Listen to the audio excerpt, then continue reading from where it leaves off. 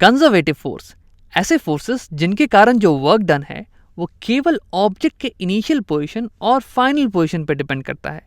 वो इस चीज़ पे डिपेंड नहीं करता कि ऑब्जेक्ट ने इनिशियल पोजीशन से कौन सा पाथ लिया जिस पे चल के वो फाइनल पोजीशन पे आया। उसे बस इस बात से मतलब है कि ऑब्जेक्ट कितना डिस्प्लेस हुआ है इनिशियल पोजीशन से फाइनल पोजीशन तक। तो आओ इसे समझने के लिए एक एग्जांपल लेते हैं। यहाँ पे मेरे पास एक 5 kg का ब्लॉक है जो कि 6 मीटर नीचे की तरफ गिर जाएगा, 6 मीटर नीचे।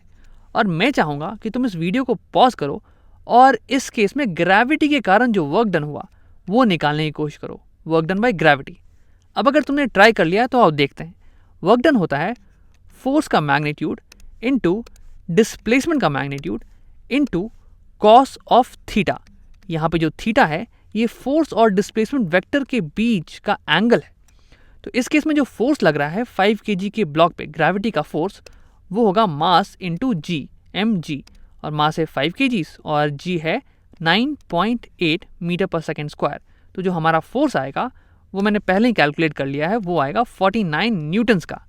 और मैं इसे मल्टीप्लाई करूंगा डिस्प्लेसमेंट से, डिस्प्लेसमेंट है 6 मीटर्स। और फोर्स, ग्रेविटी का जो फोर्स है वो नीचे की तरफ पॉइंट कर रहा है और डिस्प्लेसमेंट भी हमारा वर्टिकली डाउनवर्ड है। तो इस केस में फोर्स और डिस्प्लेसमेंट के बीच का जो एंगल है वो 0 डिग्री है और कॉस ऑफ 0 होता है 1। तो फाइनली अगर मैं 49 इंटू 6 करूँ तो मेरे पास आंसर आएगा 294 और यूनिट्स होंगे न्यूटन मीटर। न्यूटन मीटर्स को हम जूल्स भी बोलते हैं। तो ये तो आ गया वर्क डन इस केस में।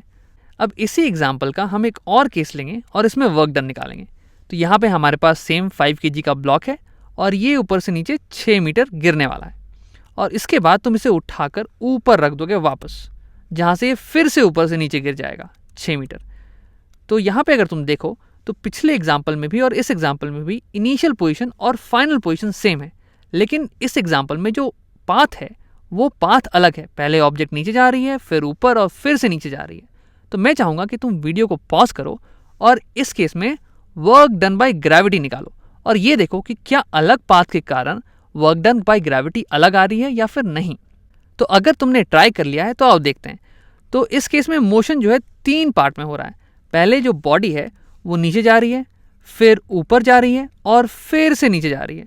तो मैं क्या करूँगा, तीनों पार्ट का अलग अलग वर्क डन निकाल के उन तीनों को जोड़ दूंगा टोटल वर्क डन निकालने के लिए। तो फिर निकालते हैं फर्स्ट मोशन का, फर्स्ट पाथ का वर्क डन बाय ग्रेविटी।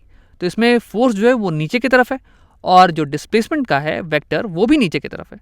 तो ये तो बिल्कुल ही पहले वाले केस के बराबर होगी। तो जो वर्क डन बाय ग्रेविटी होगी वो सेम ही आएगी, 294 जूल्स, 294 जूल्स। फिर वर्क डन सेकेंड वाले मोशन में। अब इस मोशन में जो फोर्स लग रहा है बॉडी पे वो है नीचे के डायरेक्शन में, क्योंकि ग्रेविटी हमेशा वर्टिकली डाउनवर्ड लगती है, लेकिन जो डिस्प्लेसमेंट वेक्टर है वो ऊपर के डायरेक्शन में पॉइंट आउट कर रहा है। तो इस केस में जो फोर्स और डिस्प्लेसमेंट के बीच का एंगल है वो 0 नहीं बल्कि 180 डिग्री हो जाएगा। तो अगर इसे मैं लिखूं, work done equal to force into displacement into cos theta. Force का मैग्नीट्यूड है सेम 49 न्यूटन्स और डिस्प्लेसमेंट का मैग्नीट्यूड भी सेम है 6 मीटर्स, लेकिन जो कॉस 180 है वो इस बार आ जाएगा -1। तो जो इसका प्रोडक्ट आएगा वो आएगा -294 joules. Work done in second case is -294 joules. और फिर work done in third case, third case का जो वर्क डन है वो भी बिल्कुल ही सेम है फर्स्ट केस के वर्क डन में। 5 kg का मास 6 मीटर नीचे डिस्प्लेस होता है ग्रेविटी के इन्फ्लुएंस में। तो वर्क डन यहाँ भी सेम आएगा 294 joule, just like first case. तो जो टोटल वर्क डन आएगा, work done by gravity total, this is equal to this plus this plus this. और 294 माइनस 294 कैंसिल हो जाएंगे और फाइनली बचेगा 294 जूल्स। तो तुम यहाँ पे देख सकते हो कि ग्रेविटी के फोर्स के कारण जो वर्क डन है वो पाथ पे डिपेंड नहीं करता है, बल्कि सिर्फ और सिर्फ इनिशियल और फाइनल पोजीशन पे डिपेंड करता है। अगर ये दोनों पोजीशन सेम है तो बॉडी कोई सा भी पाथ लेके, कोई सा भी कर्व पाथ लेके फाइनल पोजीशन पे पहुंच जाए, जो वर्क डन आएगा वो बिल्कुल ही सेम आने वाला है। तो ऐसे फोर्सेस जिनके कारण जो वर्क डन है वो पाथ पे डिपेंड नहीं करते हैं, बल्कि इनिशियल और फाइनल पोजीशन पे ही डिपेंड करते हैं, उन्हें हम कंजर्वेटिव फोर्स कहते हैं। और ग्रेविटी का जो फोर्स है वो एक कंजर्वेटिव फोर्स है। ग्रेविटी के अलावा स्प्रिंग फोर्स जो है वो भी कंजर्वेटिव फोर्स होता है। स्प्रिंग फोर्स के कारण जो वर्क डन होता है वो भी स्प्रिंग के इनिशियल पोजीशन और फाइनल पोजीशन पे ही डिपेंड करता है और पाथ पे बिल्कुल भी डिपेंड नहीं करता है। वैसे कंजर्वेटिव फोर्सेस को कंजर्वेटिव इसलिए बोलते हैं क्योंकि ये फोर्सेस मैकेनिकल एनर्जी को कंजर्व करते हैं। वैसे मैकेनिकल एनर्जी तो तुम्हें याद ही होगा, मैकेनिकल एनर्जी मतलब total kinetic energy plus potential energy. और दूसरे टाइप ऑफ फोर्सेस होते हैं नॉन कंजर्वेटिव फोर्सेस, ये मैकेनिकल एनर्जी को कंजर्व नहीं करते हैं। अब इनके एग्जाम्पल देखते हैं। फ्रिक्शन का जो फोर्स है वो एक नॉन कंजर्वेटिव फोर्स है। इसके कारण जो वर्क डन होता है वो पाथ पे डिपेंड करता है। यहाँ पे मेरे पास एक ब्लॉक है जो कि एक टेबल पे रखा हुआ है, इसे मैं इनिशियल पोजीशन से डिस्प्लेस करने वाला हूँ राइट साइड। तो इस पे जो फ्रिक्शन का फोर्स लगेगा उसके कारण जो वर्क डन होगा वो नेगेटिव आने वाला है। और ऐसा इसलिए क्योंकि फ्रिक्शन का जो फोर्स है वो रिलेटिव मोशन को अपोज करता है। ब्लॉक पे लगने वाला जो फ्रिक्शन है वो पीछे की दिशा में होगा और इस पे जो डिस्प्लेसमेंट हो रही है, इसकी जो डिस्प्लेसमेंट हो रही है वो राइट साइड हो रही है। और इसलिए जो इनके बीच का जो एंगल है, फोर्स और डिस्प्लेसमेंट के बीच का एंगल, वो 180 डिग्रीज है। और जब एंगल 180 डिग्रीज हो तो cos 180 -1 होता है। और इसलिए जो वर्क डन होगा इस केस में, वर्क डन बाय फ्रिक्शन, वो आएगा नेगेटिव। मान लेते हैं -200 जूल्स हो रहा है वर्क डन इस केस में। अब इसी एग्जाम्पल का मैं दूसरा केस लेने वाला हूँ।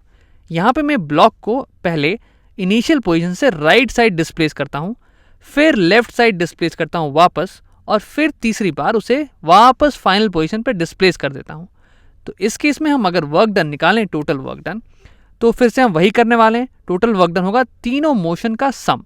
तो वर्क डन फर्स्ट मोशन में ये आ जाएगा सेम एज दिस केस, क्योंकि यहाँ भी डिस्प्लेसमेंट जो है सेम है और फ्रिक्शन जो है पीछे की तरफ लग रहा है।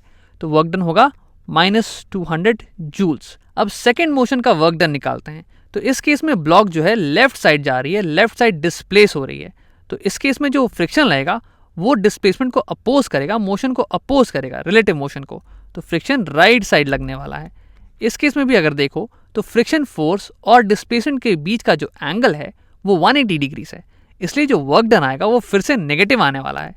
तो work done in second case ये हो जाएगा -200 जूल्स। और work done in third case निकालें तो थर्ड केस का जो मोशन है वो तो फर्स्ट केस के बराबर ही है। तो इस केस में जो वर्क डन आएगा वो बराबर होगा फर्स्ट केस के वर्क डन के, -200 जूल्स। तो जो अगर टोटल वर्क डन निकालो फ्रिक्शन का तो वो आ जाता है -600 जूल्स। तो यहाँ तुम देख सकते हो कि दोनों ही एग्जाम्पल्स में इनिशियल पोजीशन और फाइनल पोजीशन सेम थे, बस पाथ का डिफरेंस था। और जो फ्रिक्शन के कारण वर्क डन आया वो अलग अलग आया। और क्योंकि वर्क डन बाय फ्रिक्शन अलग अलग आ रहा है, पाथ डिपेंडेंट आ रहा है, इसलिए इसे हम नॉन कंजर्वेटिव फोर्स बोलते हैं। इसके अलावा एक और फोर्स है जो कि नॉन कंजर्वेटिव है, वो है एयर रेजिस्टेंस का फोर्स, एयर रेजिस्टेंस। अब अगर एक एरोप्लेन हवा में उड़ रही है तो एयर मॉलिक्यूल्स के कारण उसके मोशन पर रेजिस्टेंस पड़ेगा। इस फोर्स के कारण जो वर्क डन होता है वो भी पाथ डिपेंडेंट होता है। अगर दो plane city A to city B इन दोनों के बीच में फ्लाई कर रही हैं और दोनों का पाथ अलग अलग है, तो दोनों पे जो एयर रेजिस्टेंस का वर्क डन होगा वो अलग अलग आएगा। और इसीलिए हम इस फोर्स को नॉन कंजर्वेटिव फोर्स बोलते हैं। अब इसके अलावा मैं एक और इम्पॉर्टेंट चीज़ ये बताना चाहूँगा कि कंजर्वेटिव फोर्सेस के केस में तुम पोटेंशियल एनर्जी डिफाइन कर सकते हो। जैसे कि ग्रेविटी का जो फोर्स है वो कंजर्वेटिव फोर्स है, तो इसके केस में ग्रेविटेशनल पोटेंशियल एनर्जी हम डिफाइन कर सकते हैं, ग्रेविटेशनल पोटेंशियल एनर्जी। और सिमिलरली स्प्रिंग का जो फोर्स है वो भी कंजर्वेटिव फोर्स है, स्प्रिंग फोर्स। और इसके केस में भी हम लोग स्प्रिंग पोटेंशियल एनर्जी डिफाइन कर सकते हैं, स्प्रिंग पोटेंशियल एनर्जी। लेकिन फ्रिक्शन का फोर्स जो कि नॉन कंजर्वेटिव फोर्स है, इसके केस में तुमने कभी भी फ्रिक्शन पोटेंशियल एनर्जी के बारे में नहीं सुना होगा, क्योंकि हम नॉन कंजर्वेटिव के केस में पोटेंशियल एनर्जी नहीं डिफाइन करते हैं। और ऐसा सही इसलिए है क्योंकि अगर एक ब्लॉक लेते हो तुम और ग्रेविटी के अगेंस्ट तुम उस पर काम करते हो, यानी कि तुम उसकी पोटेंशियल एनर्जी को बढ़ा रहे हो, तुम उसको ऊपर ले जा रहे हो, तो उसकी पोटेंशियल एनर्जी बढ़ गई। और फिर तुम इसे जब छोड़ देते हो यहाँ पे, तो ये ब्लॉक जो है गिर जाता है नीचे और अपनी काइनेटिक एनर्जी बढ़ाता है। पोटेंशियल एनर्जी जो है टर्न्स इनटू काइनेटिक एनर्जी। और अगला एग्जांपल ये है स्प्रिंग का। अगर तुम एक स्प्रिंग को कॉम्प्रेस करते हो, एक ब्लॉक को स्प्रिंग के अगेंस्ट कॉम्प्रेस करते हो, तो भी तुम उसकी पोटेंशियल एनर्जी बढ़ा रहे हो। और फिर जब तुम उसे छोड़ोगे तो ये जो ब्लॉक है ये बहुत ही तेज़ी से आगे आएगी और ये डीकम्प्रेस करेगी, इसकी काइनेटिक एनर्जी बढ़ जाएगी। तो यहाँ भी पोटेंशियल एनर्जी जो है वो काइनेटिक एनर्जी में कन्वर्ट हो रही है।